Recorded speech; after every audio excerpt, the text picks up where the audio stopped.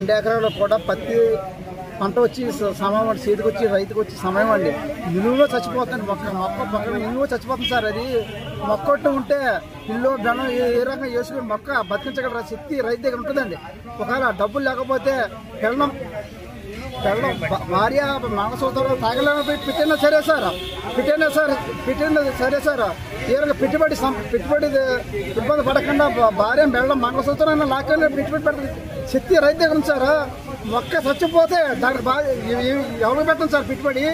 మొక్క చచ్చిపోతుంది నిలువుగా మొక్క చచ్చిపోతుంది. అలాగా మనిషి ప్రాణం ఉంటే ఏ రకంగా బతికించారా? మనిషి ప్రాణం పోతే ఇంకేం చేస్తారా? తీసి కాల్ చేస్తారు అవునా సార్ కాదా? అలాగే మొత్తం కాల్ చేయాలండి. అది సార్ మా సమస్య. మొత్తం 2 ఎకరాలు పెట్టాను సార్. 2 ఎకరాలు నేను చచ్చిపోతుంది సార్. అలాగా మొత్తం అన్ని ఎన్ని ఎకరాలు ఉంటాయి? మొత్తం 300 ఎకరాలు ఉంటుందండి చేపూరు సంబంధించి. ఓన్లీ ప్లాంట్ ఎత్తనానికి వచ్చింది సమస్య.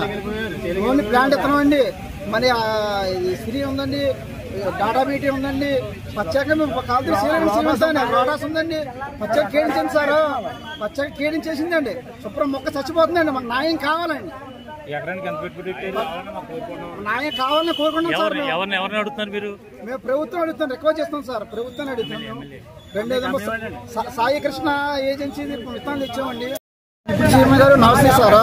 మాకు న్యాయం చేయాలని కోరుకుంటాం సార్. సాయి కృష్ణ ఏజెన్సీ ఇస్తాను తీసుకుంటే అతను మాకు ఏ రసపడి చెప్తలేదు సార్. మీరు న్యాయం చేయాలి సార్. మాకు న్యాయం కావాలండి. మాకు న్యాయం కావాలండి. పవన్ కళ్యాణ్ గారు